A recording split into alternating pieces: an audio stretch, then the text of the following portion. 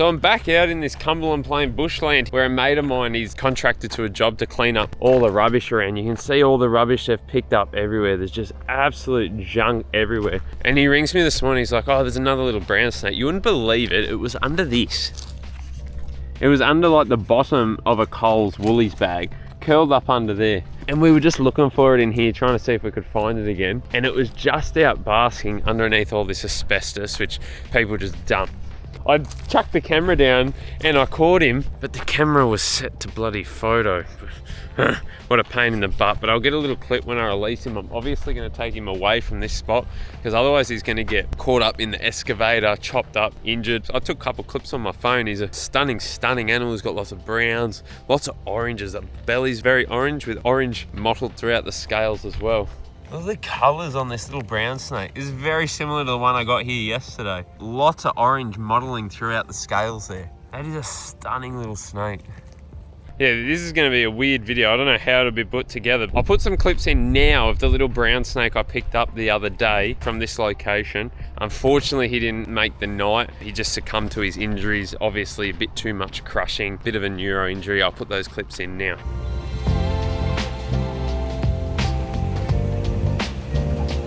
Just come out to this young little juvenile eastern brown snake here. He's just been dug up when all this rubbish has been cleared from the bush.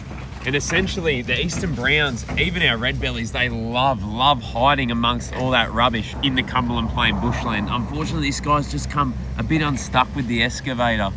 You can see how much junk has just been pulled out and they love hiding under that. It's literally perfect for him. And unfortunately, this guy's just come a bit unstuck with the excavator, but he's still lively, he's still flicking his tongue. I'd say he's most likely got something neuro going on. That along with it being the middle of winter and very cold, but we'll bag him up and hopefully have some luck with him, so fingers crossed. And you're back. So after that, we went to another spot in the Cumberland Plain where we picked up an adult eastern brown snake who actually looked like he'd been run over by a car. Taking him to the vet to get him look at to see what we can do there. Looks like his reproductive organs sort of been popped out. Actually, I thought he was run over by a car, but I noticed yesterday it looked like he'd been bitten by a dog. The dog's probably shaken him, shot that out the back. So I'll put that clip in now. I just had another friend contact me about a baby brown snake. It is a good sized brown snake just in there, and they thought he was injured because he's not moving. It's just a cold day in the middle of winter, so I think he's going to be completely fine. I won't take him away because look at the habitat. He's obviously a good sized snake. He's probably got a little hole somewhere which he's going to duck into, but I will do a little welfare check on him just to make sure he's okay. So let's have a look. And there he is there. So he's just laying in the sun. Don't know how someone spotted him. I'm terrible at spotting snakes. Everyone that doesn't like them seems to spot them so well. And I dare say he's probably just got a spot where he's brumating. There's probably a little hole under the concrete slab there, which I wouldn't be surprised if he ducks under once I go to have a look at him.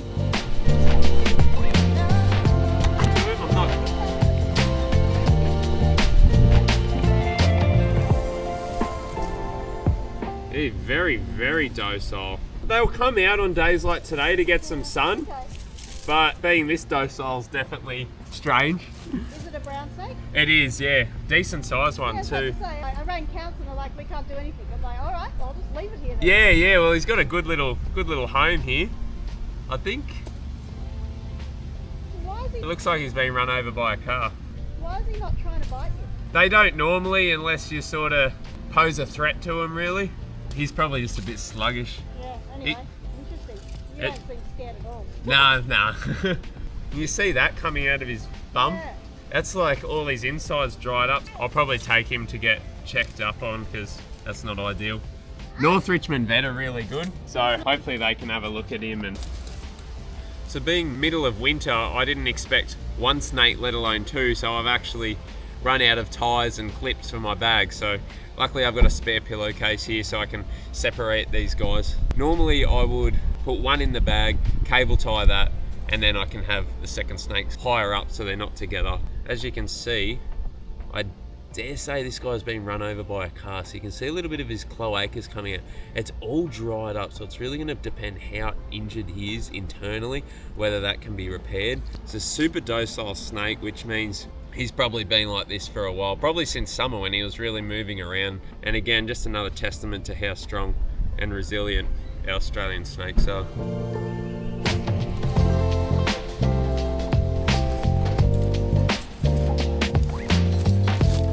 This is a very silly thing to do, as they can bite through the bag, but he is being very, very docile. I'm gonna be very quick here to do that, get that. You never ever wanna do this. Now he can't get there, he can't bite me up there because he can't get to there, but even with our snake bags, you never wanna touch the bag where he can get to you. That's why on our snake bags, in the corners, it's stitched together so the snake can't get to you there. This is just very, very temporary to get this guy home, book in an appointment with North Richmond and get this guy looked at ASAP. And that is a nice, big, healthy snake, so hopefully we can get him fixed up. Now back to this guy here. That is one snake in the bag. I wasn't expecting to do this, so I've tied it down quite low just in case I find any more.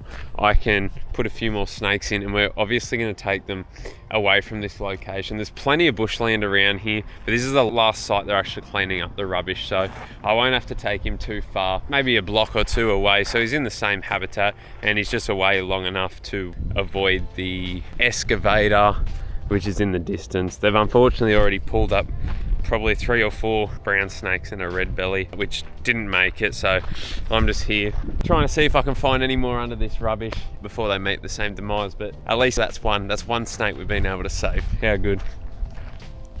And have a look at the junk around here. This is just purely dumped asbestos sheeting. If you don't know what asbestos is, that shit is terrible. You break that up, if you breathe it in, get it into your lungs. I'm not a doctor, but it can cause fibrosis. Essentially they hook onto your lungs, and I think they can cause cancers and just breathing problems, and you end up dying a really slow, horrible death. People don't want to pay to get rid of it, so this is the shit that they do. And obviously, like we just saw, the snakes absolutely adore it under there.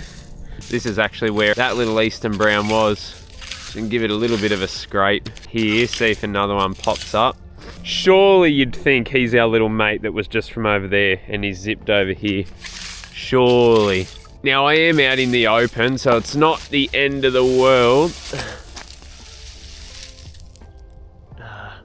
See, all this is about to get picked up, and there's ants living under it. I just found a spotted marsh frog, bugs, there'd be skinks, and just because people dump their crap, they're all gonna get scraped up. But yeah, I am out in the open, so, oh, I just broke that piece of asbestos there.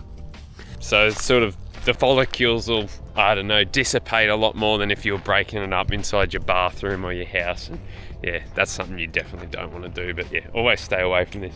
Especially any herpers, if you're out flipping, any young fellas haven't heard of asbestos, be very, very careful. And this is the pile here that they've already pulled up at this location. I'd hate to imagine how much wildlife's actually been caught up in that. Even just tiny little skinks, let alone snakes. There'd be skinks, everything in there. Just didn't have a chance. Look, long term, it's good that this rubbish has been picked up out of the environment here, because it's just shit, but people shouldn't be dumping it in the first place, so it's the dumpers' fault. It's not the people picking up the rubbish's fault, not at all. The government's paid them to come clean up the habitat, the environment here. It's just unfortunate that our reptiles like to live underneath that stuff. It's the dumpers' fault. People should not be dumping. Look at these. You'd think they're blind snakes. They're just huge worms. You should see these huge ones I get at home when it rains. They're absolutely ginormous.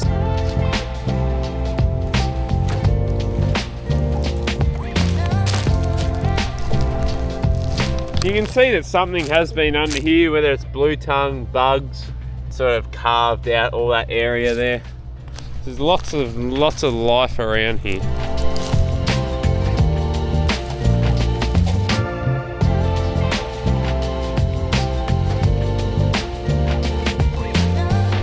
Look at this shit here, man. Like, it's just tires. Like, who comes in here and does this? Is obviously like a tire shop or a mechanic to come here and do this.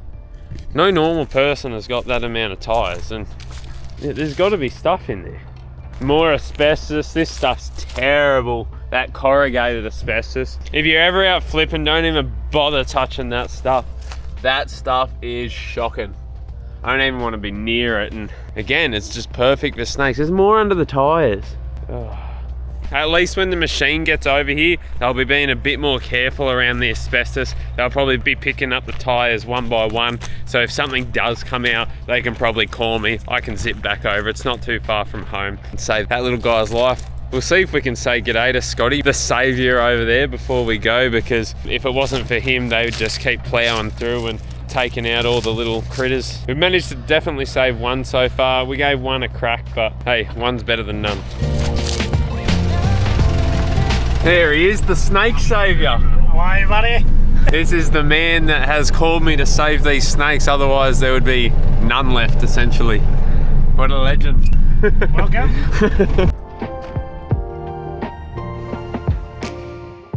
Alrighty, so I've come 2 blocks away. I was tossing up keeping the little Eastern Brown for a few days until Scotty and the team were completely done there, so I could just release him back into the habitat. But I thought, rather than take him away for those few days, I'll just bring him. It's probably 100 meters down the road. That's far enough that he's not gonna go back there within the next 2 days, because I'm just worried that he'd end up back in the pole, picked up, crushed. But this is far enough away. He's not gonna get back there in the 2 days. So, and out here, you've actually got completely untouched land, and it's pristine for Eastern Brown snakes.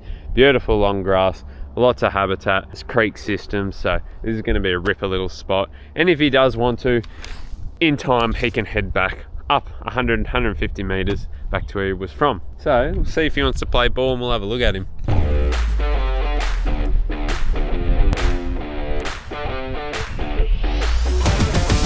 I was going to try and give you a different perspective off the back of my ute, but he's a little bit of a firecracker.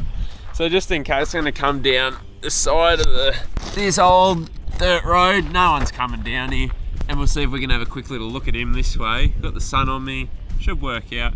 He's really on the move, so I don't know. Oh, there he is. There he is, beautiful little Eastern Brown snake.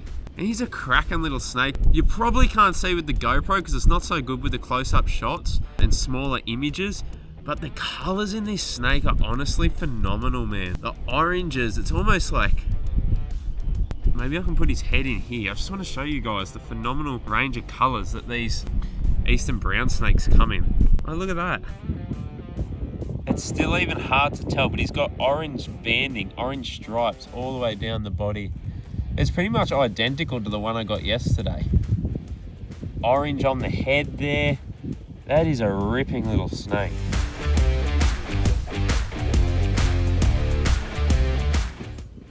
He was just putting on the well-known Eastern Brown defensive display there, standing up. I don't blame him, he just wants to get away. And he's got my big ugly head right in front of him. You gonna give us a little show? There he goes. How cool is that? Give us a little show. Little wiggle of the phone and he puts on the show for us. Little showman these guys are, but he's just adorable.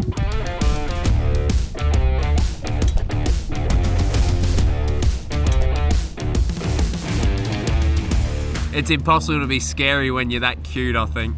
But we'll take this guy a little bit away from the road, send him into the paddock here, and away he's gonna go. Let's go.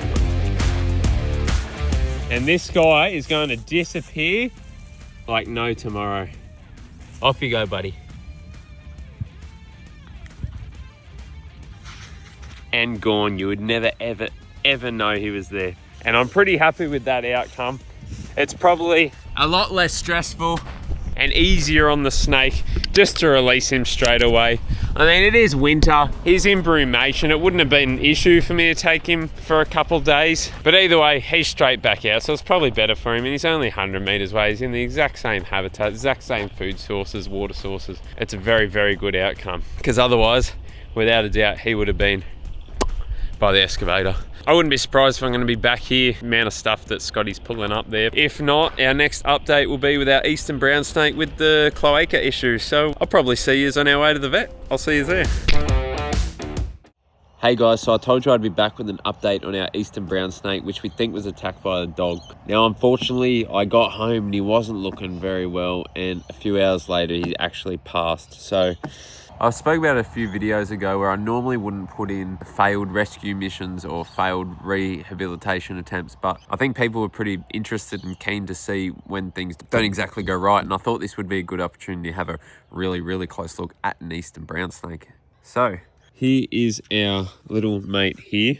I think everyone on this channel should be pretty good at seeing deceased things, animals that are no longer with us. It's not gory. It shouldn't really be sensitive. It's not an emotional thing, if you know what I'm trying to say. I think everybody is mature enough on my channel to have a look at this and take in the scientific value of having a close look at a beautiful eastern brown snake. Like I said, here he is. He's sort of starting to go into a bit of a rigor mortis, so he is a bit more stiff, but beautiful eastern brown snakes. You can have a very close look there. Stunning eyes that these animals have. Beautiful scalations, colours.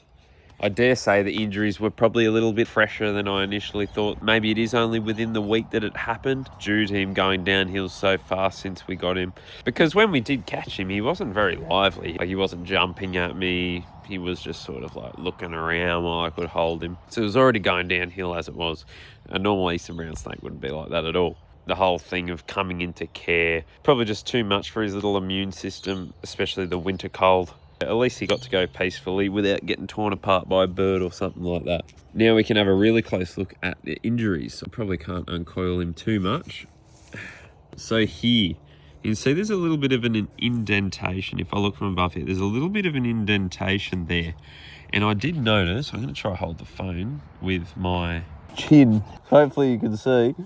Holding it with my chin so I can't talk very well. There's a little bit of side to side movement there. The spine isn't completely snapped, but there is obviously some kind of spinal / muscle damage. Anywhere else on the snake, you can't go side to side like that until you come to that injury. So hopefully that was on video because I was holding it under there. Normally with a full spinal fracture, you get compound fractures where the bone's sticking out the side. Even where you can literally like feel the spine like that, like it's completely separated, you can feel it under the skin. Oh yeah, so there you go. That's not a normal movement at all in that spine there, how that's moving. Everywhere else is nice and stiff and strong. Move around to where we thought there's some kind of bite wound there, probably a jaw, and then we had those 2 jaw marks that we saw the other day. Look where those 2 jaw marks were. 1, 2 on that spinal fracture, that muscle weakness and spinal fracture, exactly where this dog would have bitten. And then we go down around and you got this final injury here, which was a really weird one actually. I don't know whether the snake got another bite here or what happened there, but that was the injury which popped out his cloaca there, popped out what I think is his reproductive organs, and they died up and shriveled up. And you can see in there, not very nice. I do think this snake has sort of peacefully died from the inside out over the span of probably a week after sustaining this injury. But yeah, that's probably about as close up as a look of a brown snake you'll ever get. We can have a look at some other pieces of the snake here. We can have a look at the ventral scales. So there's your very, very well-known eastern brown snake scales, that stunning yellow belly with the orange blotches. Beautiful, beautiful, stunning snakes. And these can be so vibrant. They can be extra yellow, extra orange, and just stunning. A lot of people think, oh, venomous snake, huge teeth, huge fangs that are going to get me. Let's see if we can have a look how small these teeth are. And there you can see in there the tiny, tiny little fangs at the front and the smaller teeth at the back there, just to help him work his prey down into the body. That's all that these little guys have got. They don't have these massive teeth like you get in the snakes overseas. Our Australian leopards have these tiny little, almost precious fangs. I'm going to go take this guy down the bush, send him back to nature. Something can have a feed on him. So we're back in the bush. Got me mate here. We're just going to take him down somewhere where he can... Grashy, come on. We'll go down here. We're going to take him down here where he can return back to nature. Hopefully something can eat him, hopefully make use of him. If not, he'll just go back into the ground. Well, the bugs will eat him anyway, and then he'll be a source for plants and whatnot. There's a bit of water down here since last time, bud. I'm going to slip in. Oh. So I'll just drop him down here where no one else is going to come and disintegrate over the next few days to weeks. Such a shame. That's 1 out of 3. That's not the greatest strike rate, but we tried. We tried to help out, and we at least saved one guy that was destined to be doomed by the excavator, which I was super happy with that. He was probably only a few years old, so hopefully now he'll have a chance to live out a nice long life. And we've just got the creek here, so I'll probably try and get this one to stay over here. I'll go over there and I'll just put our mate here under the log, and no one's really going to go over there. Crasher, you stay on this side, okay? He's going to freak out that I'll leave him over here. You stay, okay? You stay on this side. Don't even. No.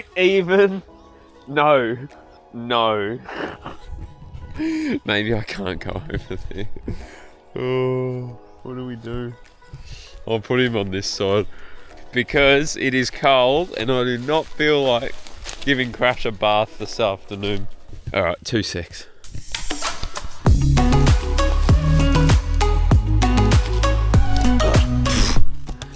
And there he is there. And he can just go back where he belongs. Hasn't died in vain, he hasn't ended up in the bin, hasn't ended up squashed on the road. He can still play his part in the ecosystem in that way. Just unfortunately he was taken out by a domestic pet. A big bad one of these boys. You'd never do it, would you, Crashy? Come here, Crashy! You'd never get the snake, would ya? You never get the snake. Yeah, so that's that, guys. We'll keep plotting along, keep doing our part to save the reptiles of the Hawkesbury region, Sydney region, New South Wales and Australia, maybe the world one day. And yeah, you guys know the go. I'll see you next week. Crash, come say bye. Come here. Say we'll see you next week. Let's go. See you guys.